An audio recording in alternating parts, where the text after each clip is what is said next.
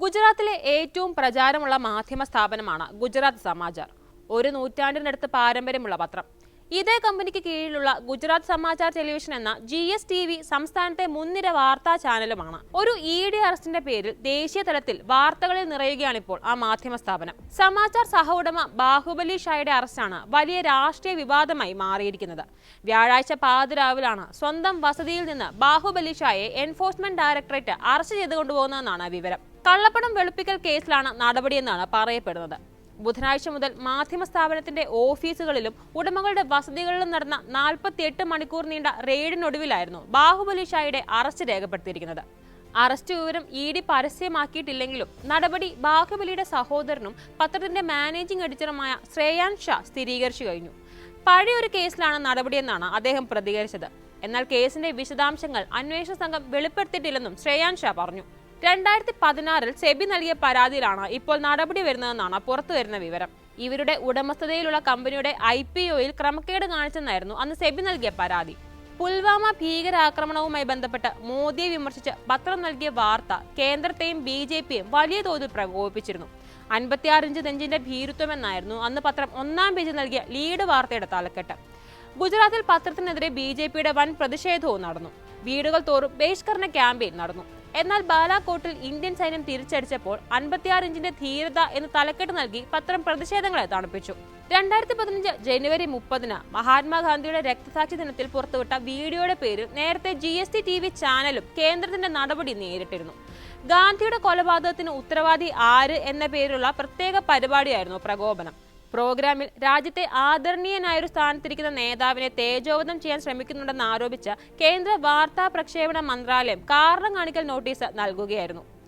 ഗാന്ധി ഘാതകൻ നാഥുറാം ഗോഡ്സെയെ മഹത്വവൽക്കരിക്കുകയും ആഘോഷിക്കുകയും ചെയ്യുന്ന പ്രവണതയെ വിമർശിക്കുന്ന പരിപാടിയിൽ നരേന്ദ്രമോദിക്കെതിരെ നേരിട്ടൊരു പരാമർശവും ഉണ്ടായിരുന്നില്ല എന്നതും ശ്രദ്ധേയമാണ്.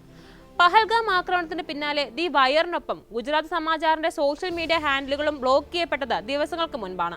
എന്നാൽ മോദിയുടെയും BJPയുടെയും അടുപ്പക്കാരനായ ഗൗതം അദാനി ഗുജറാത്ത് സമാചാർ വിലക്കെടുക്കാൻ നീക്കം നടക്കുന്നതായുള്ള വാർത്തകൾ പുറത്തുവരുന്നുണ്ട്.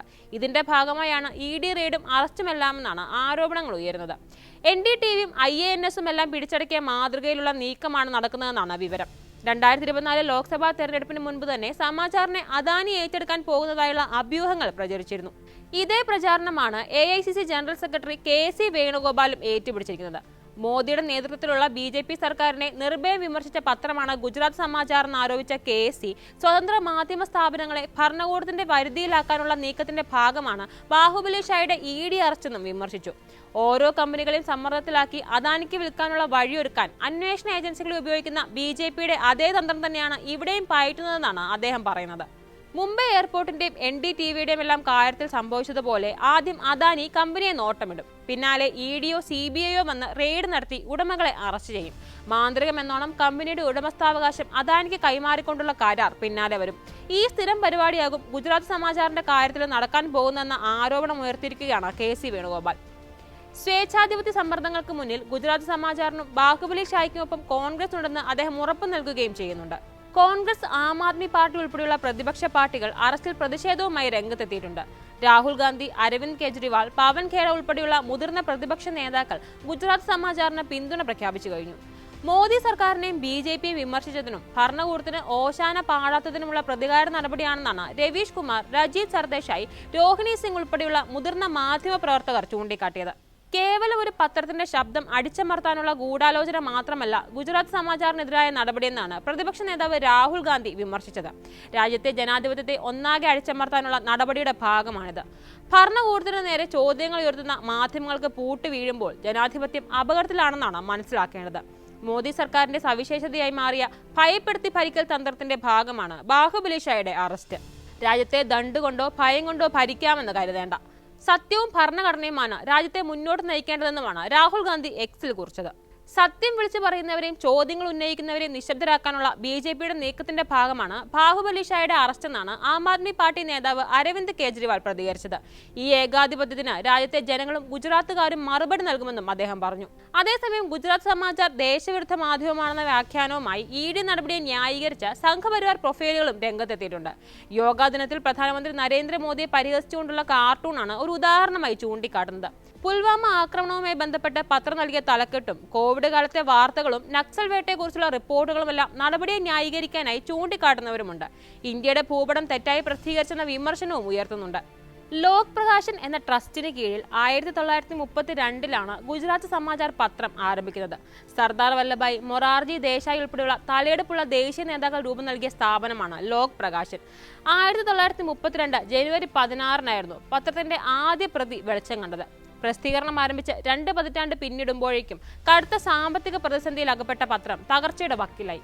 അപ്പോഴാണ് സ്ഥാപക എഡിറ്ററും ബാഹുബലി ശ്രേയാൻ സഹോദരങ്ങളുടെ പിതാവുമായ ശാന്തിലാൽ ഭായ് ഷാ സമാചാറിന്റെ ഉടമസ്ഥാവകാശം ഏറ്റെടുത്ത് രക്ഷക വേഷത്തിലെത്തുന്നത്.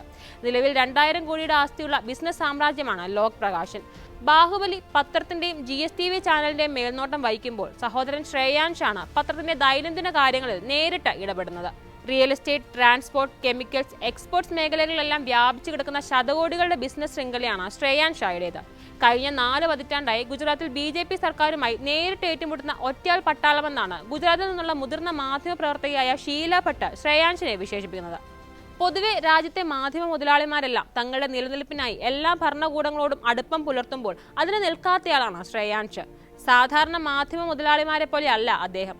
വാർത്തകളുടെ രാഷ്ട്രീയത്തെക്കുറിച്ച് കൃത്യമായ ധാരണയുള്ളയാൾ. വാർത്താമുറിയിൽ നേരിട്ട് ഇടപെടും. പത്രത്തിന്റെ 1-ാം പേജ് മുതൽ അവസാന പേജിൽ വരെ അദ്ദേഹത്തിന് കണ്ണുണ്ടാകും. രാഷ്ട്രീയ വാർത്തകൾ നേരിട്ട് കൈകാര്യം ചെയ്യും. വായനക്കാർക്ക് വേണ്ടത് എന്താണെന്ന് കൃത്യമായ ബോധ്യമുള്ള ന്യൂസ് റൂം തലവൻ കൂടിയാണ് ശ്രേയാൻഷ്. കടുത്ത മോദി BJP വിമർശനം തുടരുമ്പോഴും ഗുജറാത്തിലെ ഏറ്റവും പ്രചാരമുള്ള മാധ്യമമായി ഇപ്പോഴും സമാചാർ തുടരുന്നത് ഒരു പ്രഹേളികയാണ്. സംസ്ഥാനത്തെ മിക്കവാറും മോദി ഭക്തന്മാർക്ക് പോലും രാവിലത്തെ ചായക്കൊപ്പം സമാചാർ നിർബന്ധമാണെന്നാണ് ഷീല ഭട്ട് പറയുന്നത്. ഗുജറാത്തികളുടെ വായനാ സംസ്കാരത്തിൽ അത്രയും ആഴത്തിൽ വേരൂന്നിയ മാധ്യമമാണ് ഗുജറാത്ത് സമാചാർ. BJPക്കെതിരെ മാത്രമായിരുന്നില്ല സമാചാറിന്റെ പോരാട്ടം. എല്ലാ ഭരണകൂടങ്ങൾക്കുമെതിരെയുള്ള പ്രതിപക്ഷ ശബ്ദമായിരുന്നു എക്കാലത്തും ആ പത്രം. 1980കളിൽ ഗുജറാത്ത് ഭരിച്ച കോൺഗ്രസ് സർക്കാരും ആ നട്ടലുള്ള നിലപാടിന്റെ ചൂടറിഞ്ഞു. മുഖ്യമന്ത്രിയായിരുന്ന മാധവ് സിംഗ് സോളങ്കിയുമായി നേർക്ക് നേരായിരുന്നു അന്ന് ശ്രേയാൻഷും സമാചാറും കൊമ്പുകോർത്തത്.